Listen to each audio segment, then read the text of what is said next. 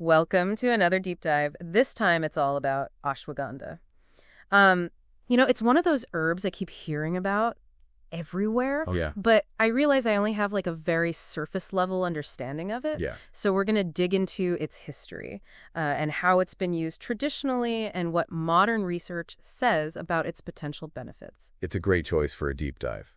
Ashwagandha is one of those plants where you can really see how ancient wisdom intersects with modern science. Okay, so all the sources mention ashwagandha's long history in Ayurveda, the traditional Indian system of medicine. Hmm. We're talking like 3,000, maybe even 4,000 years of use. Yeah, That's got to tell us something, right? absolutely. And what's fascinating is that ancient healers weren't just stumbling onto these uses. They were very, very meticulous observers of nature and the human body. Yeah. And in Ayurveda, ashwagandha is classified as a rasayana. Right, the sources mention that term. Mm-hmm. But what does that actually mean for someone like me, in practical terms? Yeah, that's a great question. Think of rasayana as something that works on a much deeper level than just addressing symptoms. So it's something that helps your body age gracefully, helps maintain your energy over time. It can even support your mental clarity in the long run.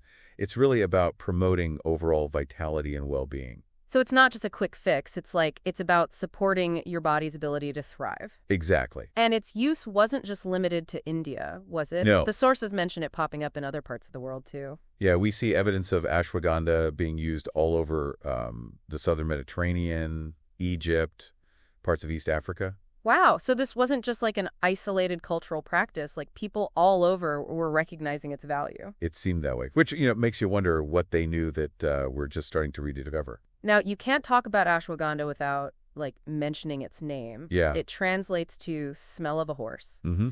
And when I first heard that, I have to admit, I was a little put off. Yeah, it's definitely a memorable name. But it really just comes from the unique aroma of the roots. Okay. But there's also this traditional belief that, ashwagandha can give you the strength and stamina of a stallion. So it's not just a description, it's like a Mimin statement for the plant. Yeah, you could say that. But wait, there's a twist, right? Yeah. The sources mention there might be more than one plant called ashwagandha. This is where it gets interesting. Todd Caldecott, who's an expert in Ayurvedic herbology, he identifies another plant that's sometimes called ashwagandha, especially in the Himalayas. Mm-hmm. And it's Convolvulus arvensis, more commonly known as field bindweed. Wait, field bindweed? Yeah. Like the stuff that pops up in my garden that I'm always trying to get rid of. That's the one. It's often considered a nuisance, but, it really raises the question, could this, super common plant that we think of in a weed have these hidden medicinal benefits? That's a pretty cool way to look at it. Okay, so we've got two plants, both known as ashwagandha, both with this long history of use. Yeah. But what is it about them that makes them so beneficial? The sources keep mentioning this term adaptogen, but I need that explained to me in a way that makes sense, for everyday life. Okay, so think about it this way. Life is full of stressors, both big and small. Mm-hmm. Things like work deadlines or, traffic jams, even just the everyday pressures of modern living. And these stressors can take a toll on our bodies and our minds. Yeah. And adaptogens, like ashwagandha, are like a buffer that help our bodies deal with those stresses more effectively. So it's not that they eliminate stress, but they help us navigate it better. Exactly. And ashwagandha in particular is known for helping the body resist both internal and external stressors. And what's interesting is the sources say ashwagandha doesn't just provide this temporary boost, like a cup of coffee would. Right. It actually helps the body maintain balance, over time. That's a really important point. Ashwagandha isn't a quick fix. It's really about working with your body to create a more resilient state.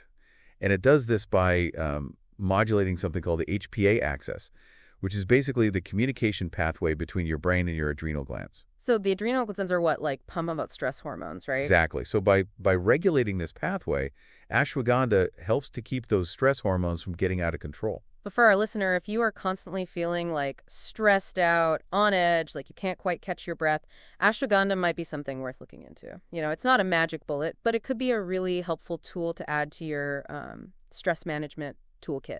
So we were just talking about how ashwagandha helps the body adapt to stress. Yeah. But the source of also highlights some pretty specific benefits, particularly when it comes to sleep and brain function. That's right. And it's really fascinating how ashwagandha supports restful sleep, not by, knocking you out like a sedative, but by working with your body's natural rhythms. Yeah, the sources made it clear this isn't like valerian or chamomile, where you take it and you just like feel drowsy. Exactly. It's much more subtle. Ashwagandha helps regulate your sleep cycles and those fluctuating cortisol levels we talked about earlier. Ah, cortisol, that stress hormone that just loves to keep us up at night, replaying every worry on a loop. Precisely. When your cortisol levels are more balanced, you're much less likely to experience those frustrating middle-of-the-night awakenings. Oh, yeah. I think we all know that feeling. 3 a.m., wide awake, and suddenly your to-do list for the next week is like crystal clear, Yeah. not exactly restful. So how would someone taking ashwagandha experience the difference? It's not about feeling instantly sleepy. It's more about waking up feeling genuinely rested, like your sleep was actually restorative. And over time, that can have a huge impact on your overall energy and well-being. Okay, so we've got better sleep, but the sources also go into ashwagandha's reputation as a brain booster. Right. It's even been called Mityarasayana in Ayurveda, Yep. which sounds pretty impressive. It basically means it rejuvenates the brain. So it supports things like learning, memory, concentration. And what's exciting is that, some research even points to potential benefits for neurodegenerative conditions like Alzheimer's disease. That's incredible. I mean, Alzheimer's is like a serious condition. Are we really saying a plant could help with something that complex? Well, there's still a lot to learn, but some studies show real promise. Imagine it like this. So in Alzheimer's, the connections between brain cells start to break down, and ashwagandha seems to help slow that process down, keeping those connections stronger for longer. So it's not just about remembering where you put your keys. It's about potentially like protecting your brain long term. Exactly. That's huge. I know like so many people for whom that kind of hope would be like life-changing. It really highlights the connection between ancient wisdom and modern research. For thousands of years, people have recognized these benefits of ashwagandha for the mind. And now we're starting to understand the mechanisms behind those effects. Okay, so we've got sleep and brain health, but I'm a little confused about another benefit that the sources mention. Okay. Energy. Isn't ashwagandha known for being like calming? How can it also boost energy? That's a great question, and it's where ashwagandha really stands out from some other adaptogens, like ginseng. So ginsengs are known for being much more stimulating, giving you that quick pick-me-up, but that can backfire if you're already feeling stressed or wired. So ginseng is like that extra shot of espresso, Yeah, while ashwagandha is more like, what? it's more like a nourishing meal that replenishes your energy reserves. With ashwagandha, you're not borrowing energy and then getting that inevitable crash later. It's about giving your body what it needs to function at its best. So if I'm like the type of person who is constantly exhausted but also prone to anxiety, reaching for ginseng might actually make things worse. That's a possibility. With ashwagandha, you're addressing that underlying stress that might be contributing to that fatigue in the first place. It's a more balanced approach. Okay, that makes a lot of sense. It's like the difference between, putting a Band-Aid on a problem versus like actually addressing the root cause. Speaking of addressing root causes, the sources also talk about ashwagandha being traditionally used as a men's tonic. Yeah. I'm curious, is that just like an old-fashioned idea, or is there like some science behind that? Well, ashwagandha has a long history of use for, enhancing libido and fertility in men. And what's interesting is that modern research is starting to validate some of those traditional uses. For example, one study showed that ashwagandha could actually improve sperm count and motility. Wow, that's impressive. But it's not just for men, right? No? The sources mention potential benefits for women's reproductive health, too. Absolutely. It could be beneficial for both men and women who are struggling with low libido or fertility challenges. Again, it goes back to ashwagandha's ability to restore balance in the body, and that includes reproductive health. It's just like fascinating how this one plant can have such a broad range of effects. I'm starting to see why it's been like revered for so long. Yeah, it really speaks to its ability to work on multiple systems in the body, not just addressing isolated symptoms. And we're going to explore even more of those benefits in the next part of our deep dive. Okay, so we've talked about like ashwagandha's calming effects and its potential to, boost brain function and even its fertility enhancing properties. But there was one benefit in the sources that kind of surprised me. Okay. And it was the potential impact on immunity. Yeah, that's an area that's getting a lot of attention. And it ties back to ashwagandha's role as an adaptogen. So we tend to think of immunity as, fighting off colds and flus. Right. So is ashwagandha working in that same way, or is it like something different? It's not just about, boosting your white blood cell count or anything like that. Ashwagandha strengthens what we call core immunity. So think of it as building your overall resilience, your ability to bounce back from challenges, rather than just reacting to specific threats. So instead of like targeting one germ, it's more like fortifying the whole system. Exactly. And remember that we talked about how stress weakens the immune system. Yeah. Well, by helping you manage stress, ashwagandha indirectly supports a healthy immune response. So it's like a domino effect. Less stress leads to like a stronger foundation for the immune system to work from. Exactly. And there's even research suggesting that ashwagandha could be helpful for autoimmune conditions. Now, those are like some serious conditions, things like rheumatoid arthritis and lupus. hmm I'm curious, how could a plant even like begin to touch something that complex? Well, remember those with analytes we talked about, the compounds that give ashwagandha a lot of its benefits? Yeah. They have very powerful anti-inflammatory properties. And that could be one of the key factors here in, modulating the immune system's response and helping reduce inflammation throughout the body. So instead of suppressing the immune system entirely, like some medications do, ashwagandha is about helping it find like a healthier balance. That's the idea. It's not about fighting the immune system. It's about working with it. That makes a lot of sense.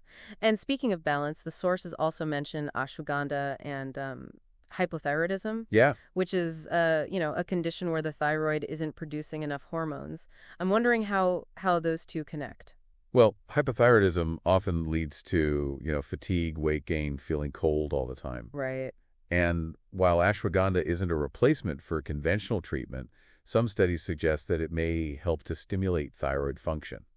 Okay, so it could be like a complementary approach, but how's that work? Is ashwagandha actually acting on the thyroid itself?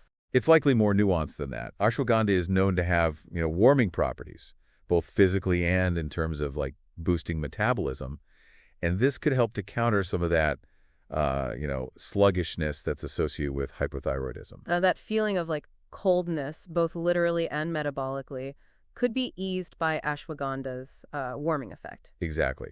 Plus, when the thyroid is underperforming, the adrenal glands often have to work harder to kind of pick up the slack. Oh, so it's like a double whammy of stress on the body. Right. And as we know, ashwagandha is an adaptogen, meaning it can also help support those overworked adrenals.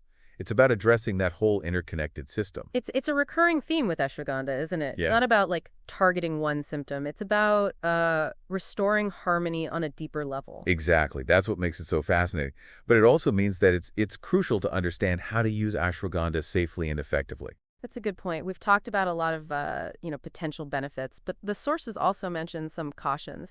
What should our listeners be aware of? First of all, it's important to know that high doses of ashwagandha may have abortifacient properties, meaning it could potentially induce miscarriage. So it's essential to avoid using it during pregnancy, unless under the guidance of, a healthcare provider. Okay, that's good to know. And what about interactions with medications? The sources mention that could be a concern. Yeah, ashwagandha can potentially interact with a range of medications, including sedatives, anxiolytics, thyroid medications, even some immunosuppressant.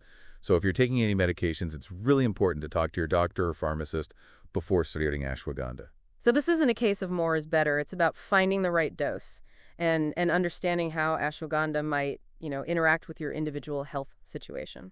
Absolutely. And the sources also mentioned that people with certain health conditions might need to be cautious. For example, anyone with stomach ulcers or nightshade sensitivities should consult their doctor before using ashwagandha. Are there any other red flags our listeners should be aware of? People with diabetes should monitor their blood glucose levels carefully while using ashwagandha, as it could potentially lower blood sugar. So it's not a one-size-fits-all erg. It's about being informed and making choices that are right for you. Exactly. And remember, while ashwagandha is generally considered safe when used appropriately, it's important to respect its potency and use it wisely. Okay. Speaking of using it wisely, let's talk about the different forms of ashwagandha that are available. The sources mentioned a traditional preparation called a milk decoction. Yeah, What exactly is that? it's a beautiful tradition. You simmer the ashwagandha root in milk, often with a little honey or sugar added for sweetness. And it's thought that the milk enhances the absorption and effectiveness of the herb. And it just makes this, really lovely and soothing drink. especially before bedtime. It sounds so comforting. But what about like folks who don't consume dairy? Are there other ways to take ashwagandha? Absolutely. You can find ashwagandha in powder form, which can be added to, water or smoothies, even baked goods. It's also available in capsules, tinctures, even medicated ghee preparations. So many options. It sounds like there's really like a way to incorporate ashwagandha for just about anyone. Yeah, there really is. And that's one of the reasons why it's, such a versatile and accessible herb. Well, I think we've explored just about every facet of this incredible plant, from ashwagandha's ancient roots and traditional uses to its potential benefits for everything from sleep and stress to cognitive function, immunity, reproductive health, and even thyroid support. And we've covered some important cautions and different ways to use it safely and effectively. It's clear that ashwagandha is more than just like a trendy herb. It's a powerful plant with a rich history and a promising future. So, as you continue your own journey of health and discovery, I encourage you to explore ashwagandha and see if it might be a valuable tool for you. Remember, knowledge is empowering. And sometimes that knowledge comes from, looking back to ancient traditions while keeping an eye on the latest scientific research. And that's what the deep dive is all about. Thanks for joining us, and until next time, keep diving deep.